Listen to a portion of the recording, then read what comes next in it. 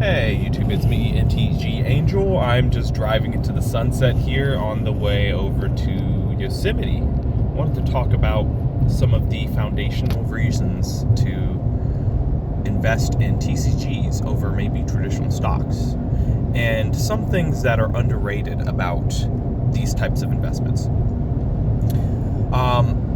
So let's just start off with, why is it pretty safe? Pretty safe as in, not all TCG investments will be safe. Some of them will be losers. That's just the name of the game. If you look back on the past history of boxes, you'll see stuff like Adventures of Forgotten Realms, Aether Drift, etc., etc. And I don't mean to say the end of the story for this is a loser box, but in the short term, even a downtick in price would be it'd feel quite bad, and it would technically be an opportunity cost loss on paper. So there are going to be some losers. However, the trend is most of the losers, or even the products or the winners, they'll stay pretty stable.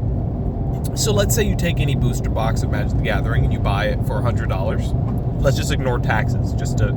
Let's ignore taxes and fees just to progress this properly, because I've talked about those in other videos.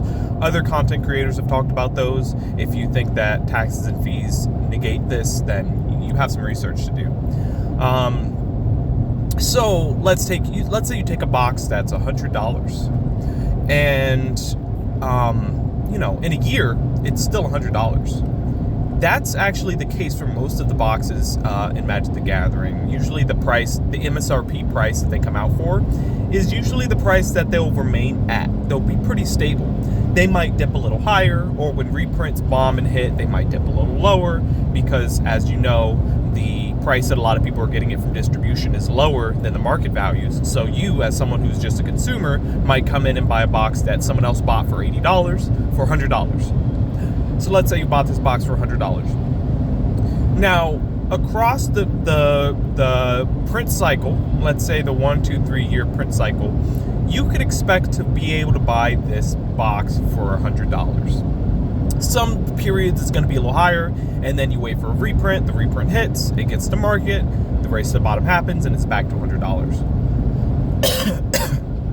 The underrated part about this cycle is you can almost skip to the end. You can skip to the end of this appreciation cycle by buying almost out of print products, or stuff that won't be reprinted. For instance, collector boxes. Here's an example.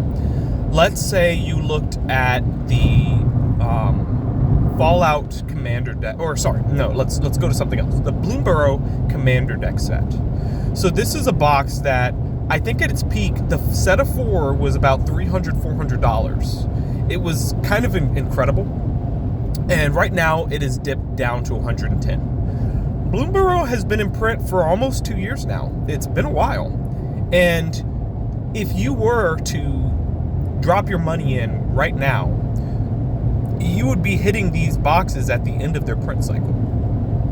This might be the last Bloomburrow Commander deck reprint. And so you would be shortcutting 1 or 2 years of steady to neutral returns. And you would jump to right at the end of the year where it starts to have hyperbolic returns.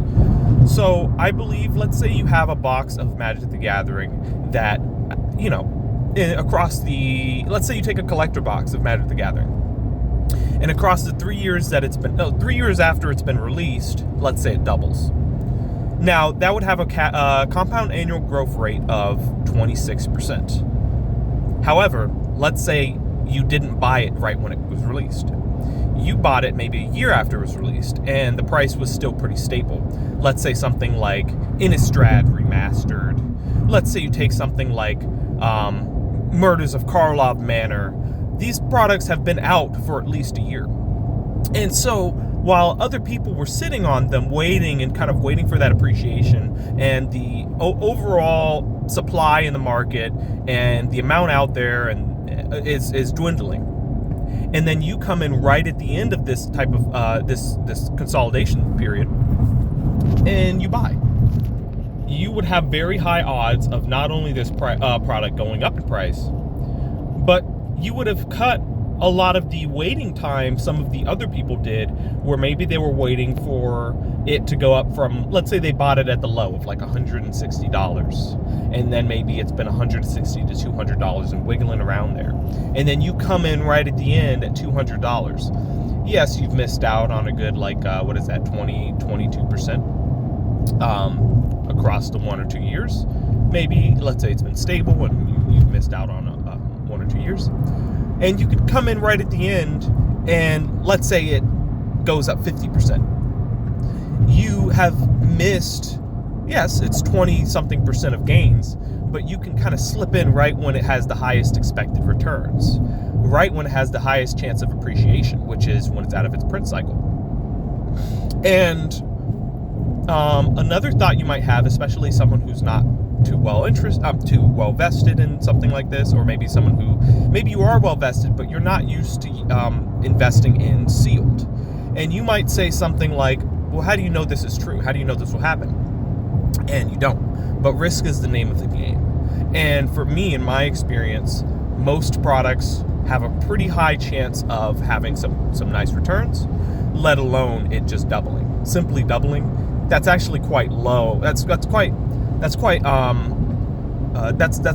a high flyer when it comes to TCG investments, where you have stuff like Bloomberg collector boxes going from the 200 launch, but maybe you could have got it for 300 pretty regularly, to what it is now at around 800.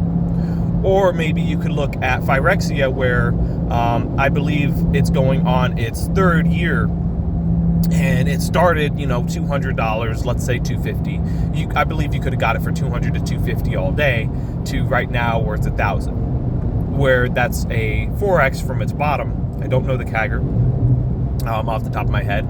I would almost guess that it is around 50, 60, 70%. And so you get these high flyers. Now, for Phyrexia, could you have applied the principle I mentioned to Phyrexia? Yes, you could have. I believe if you bought Phyrexia last year, let's say at the start of last year, you could have been buying them for $400, around $400, let's say $500, let's say you were late. And I believe even the middle of last year, you could have been buying it for $400 or $500. You could have missed so much of the time for it sitting around the 200 to 400 range, and you could have jumped in right when it was about to double again to 1,000, which is right now. So you would have hit at least a 2x return. Yes, you would have missed the 4x, which, compounding is great. The only problem is you would have had to have your money tied up in that. You might have had to deal with the bear market, negative sentiment. Whereas after all that negativity was gone and it was still positive, you could have trusted the process, slipped in there, and purchased Phyrexia with a nice little bump. So I'm really talking about the idea that a lot of these products, when they hit near the end of their life cycle, they're still quite cheap compared to the situation at hand, which is that products double or triple when it's at 2 to 3 years out. Even in Magic the Gathering, and especially when it's a project that is still being purchased. And a lot of these products, you can actually look at the purchase history and the consistency of the purchases, and you can see that it's not slowing down, and the amount that's on market won't be enough to sustain at least 3 months, let alone 6 months or a year. And that's often how I pick my my winners. That's how I pick the products that I'm going to invest in. It's 3 things. 1 is personal preference. That's for everyone. 2 is gut feeling. I believe that is also for everyone. And 3 is the current market depth. And that ties into also the velocity of sales. And those are 2 of the most important ones, because you can almost predict price spikes, where if you will go on TCG Player and look down the list, you sometimes don't even need to look at eBay, because a phenomenon that happens is, let's say there's 10 of a box that's $100 on sale, but after 2 of them are purchased, the price might jump to 150. Let's say someone buys those 2 for 100, and now the price jumps from 150, and there's 8 left. You can expect a flurry of people to hit all of these other sales and eBays to try to collect the inventory and consolidate it to them listed on TCG Player.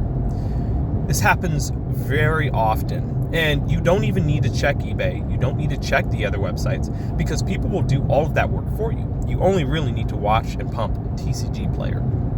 TCG Player is the main hub for TCG investing and speculation. If there's a low market depth on TCG Player, you can expect that the inventory from other platforms will consolidate and pool onto TCG Player through the work of speculators. These speculators will buy them and bring them to the market for TCG players to collect a nice arbitrage. And so often you'll have an item, let's say it's $400, and then let's say it spikes to $600. Let's say there's all these boxes all over the market on sale for $400 to $500. All of those will be purchased and brought to TCG Player. The price might actually dip. Sorry, I'm getting over a little cold here. The price might dip from $600 to $550, maybe even down to $500. But those sellers would have been trying to get that nice little, maybe like $50. Yes, a lot of people say only all this work for $50, but I would say it's not that much work, it's not that much time, and $50 is nice. That's like an hour of pay at a really nice paying hourly job. Most people would be happy to get $30 an hour after tax, let alone $50 after fees. So, yeah, I honestly, this is going to be a little rant, and I might even cut this conversation close because I think the idea is kind of out that I'm putting out there already, and if you either buy into it or don't, maybe you would have already made your decision. I'll just say to tie it up, to take the leap, you're going to have to buy the item, wait the amount of days or hours or weeks or whatever it might be necessary to actually see the returns. It's just incredible that the lived experience and the reported experience online is so drastically different when it comes to TCG and even crypto investments. For instance, Bitcoin. But people to this day constantly hate on something like Bitcoin, which has historically to this moment had insane returns. Yes, you can pick little pockets of time where this thing has been, a little flat or down. But if you would have just completely forgot about it and came back at almost any other point, you'd be up. And I see this even bigger with the Magic the Gathering and TCG investing space. TCG investments often can outperform Bitcoin and all of these other high flyer investments. Yes, in pockets of time, they can outperform. But what I found is, if they can outperform in pockets of time, you can manipulate those pockets of time to roll them over into the other investments that you actually prefer. And yes, that's, you got to time the market, and it's a dicey game, and I completely understand that. But the impressive thing is how easy it is to reproduce this type of result. It's very easy to reproduce these results.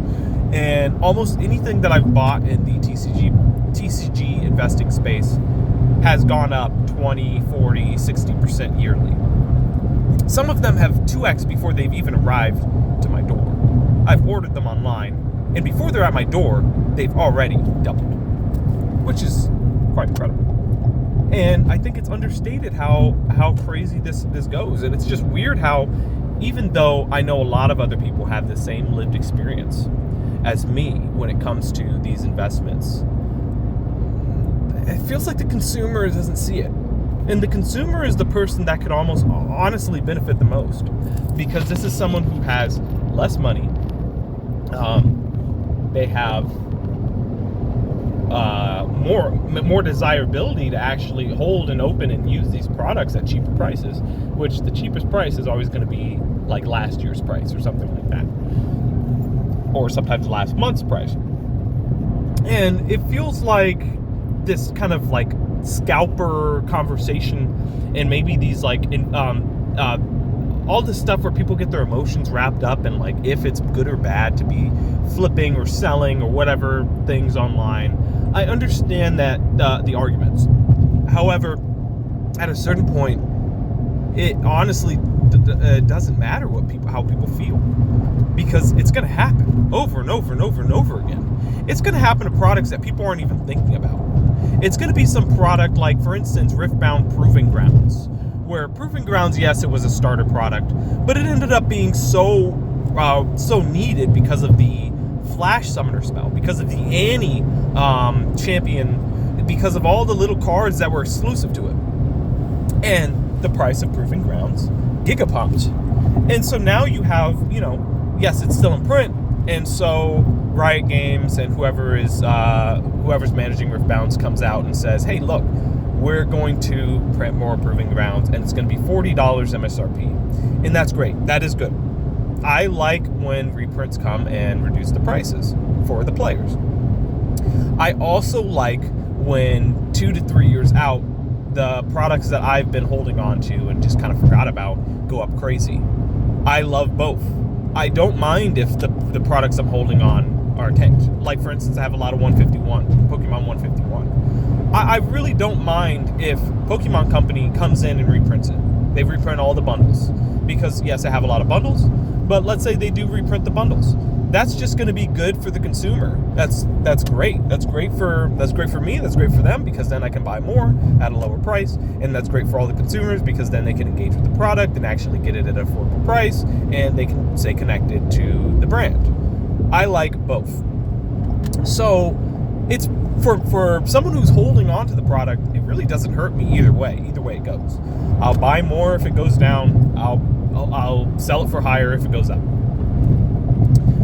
But for the consumer, why does it help you at all to not participate in the buying and reselling of the products that you're buying? Why don't you want to be on the other side of the order book? Where do you think you're buying these products from anyways?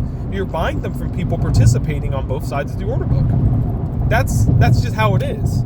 So whether it's good or bad, you're supporting it no matter what. You've been supporting it ever since you entered the hobby, and everyone in the hobby has been supporting it. Even other fellow sellers are supporting it. Even the companies at hand are supporting it because they're providing products to distribution at a cheap cost, which distribution will provide it to the sellers at a slightly marked up cost, and then the sellers will provide it to you at another marked up cost. So no matter what, everyone is anyone who is considering reselling these are benefiting. And anyone who is never considering reselling is only being hurt by the lack of opportunity cost. You're taking yourself out of the lack of the opportunity cost. And I think maybe this needs to be a conversation of its own. Maybe I need to make a whole separate video for this. But really, I want the consumer to understand, hey, look, I get it. I understand that it's not necessarily fun to think about the money. I know it's fun to only consider the fact that this is a game to be played. I understand that. But the reality is you have a life outside of the game. The reality is you're spending your money, your time, your labor to fund your hobby. And if your hobby can fund itself, or even fund your life and be reciprocated out of it, wouldn't that be a good thing for you? Forget everything else. Wouldn't that be a good thing for you? You yourself. I would say yes.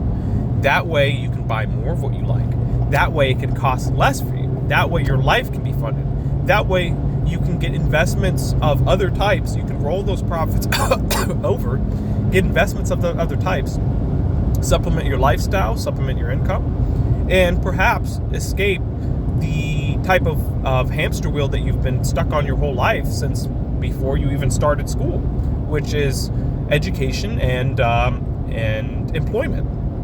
You'd be able to escape that potentially with some of the things that you've bought with your hobby. That is such a beautiful thing, that your hobby can actually help you escape indentured servitude almost. So really, I hope this kind of a call to arms, yeah. the call to arms is consider the words that I've been speaking on my channel. Consider the words that other people have been speaking on their channels. For instance, Rudy at Alpha Investments. I know that his Patreon program, I'm personally not subscribed to it. I understand that he charges a lot for his products, and he doesn't really give that great of deals. Sure, he gives deals here and there on some specific products, but the vast majority of his products, especially the new products, there's not really deals, especially when you factor in the Patreon. I understand that, but he is a business guy. He is doing what almost every other seller is doing, which is selling at a profit. And yes, you, the consumer, might be getting shafted, but you've always been getting shafted since you started. Every product you've bought, you're almost always buying for more than the person you're buying it from has bought it for. If that makes any sense. Because, look, they're making money. That's how they're operating, day in and day out. How do you think Forge and Fire, when they dropped this treasure trove deal, how do you think they could afford to blow this product out for low prices? How do you think they afford it? It's because they're profiting. They're profiting somewhere to continue to run this hamster. This is their flywheel for money. So, look, consider it. Take the leap. If you're scared of getting scammed, if you're scared of losing your money in what I'm telling you to do, or what other people are telling you to do, or this idea at all to invest your money into TCG or any of these investments, if you're scared of losing your money, that's fine. That's normal, that's human, and that's natural. But understand one thing is that your paralysis will only hurt you. It'll only have you it'll only keep you away from making the decisions you need, taking the chances you need in your life to better yourself. And odds are, if you're scared, you're probably not much of an investor at all, which everyone knows that investments is the way you make money. Compound interest, Warren Buffett, this is an investor. So you need to learn how to invest. And maybe you are someone who invests, but you still don't understand or you still don't agree with TCG investing, whatever reason you might. And I get it, but at a certain point, I don't think the stocks that you're buying are something that you care about. Like, I don't think you truly care about some of these things. Some people I know, like, they're invested in all these horrible companies, like pharmaceutical companies or any of these things who have these shady practices. And clearly you don't care that much about the ethics. You're looking for the returns. And so, if you're looking for the returns, why not put your money in things that have a high likelihood for returns? And that's what I'm looking at. I'm looking at the numbers. TCG products pull crazy numbers. They have returns. And why can't you just, do that for yourself? Why can't you do that for your family? Why can't you do that for your future family? Think not only just your lifetime, but down the line. Some of these investments you could grow for 5, 10, 20 years, sell them into something else, have that grow for maybe 100 years. Maybe you could roll that, like let's say TCG products are outperforming gold, but your true thing is gold. Let's say you believe in gold for 100 years, but you think that TCG will outperform gold for 5 to 10 years. You can invest in it for 5 to 10 years and then give the gold to your offspring. Why not consider trying it? And I'm not saying to put all your money in it. I'm just saying, hey, consider. To close this out, it's 23 minutes. This kind of got sidetracked from the original conversation. I'm still going to post it anyways. I think I need to have a video just focused strictly on this kind of topic, this idea that you need to open your mind and challenge your beliefs, challenge your current thought process, challenge your current cycle with scalping or whatever it is that's keeping you away from these type of investments, these type of opportunities. Because just go back and look at the TCG player market for any of the products that you've bought in the past. I don't even know how long. Look at them, especially the ones that are maybe 1 to 2 to 3 years old. Secret layers, commander decks, starter kits, draft boxes, play boxes, all of this stuff. Everything is just is blowing my mind with how well it's performing. These are working like not only stock market stocks, but all blue chips, They're working like blue chip stocks. They're working like Tesla. Tesla's struggling to compete with some of the performance of stuff like Phyrexia collector boxes. Meta is struggling to compete with stuff like Phyrexia collector boxes. And sure, the liquidity isn't there. And yes, that is a huge negative to the fact of TCG market collectibles is liquidity. I understand that. But on the same hand, if you can just stay a little patient and wait through the liquidity, you will often outperform. And liquidity is not necessarily a bad thing. Honestly, it can kind of throttle you and help you keep your investments. The fact that it has low liquidity. Because yes, you can't sell it as fast, so you're not going to be incentivized to sell it and flip it as fast, especially because of the fee structures. So a lot of times you might accidentally fall into something that ends up being a banger because maybe you were just like, this is going to be so hard to sell and I'm going to have to sell it at a loss, and then you moved away from it.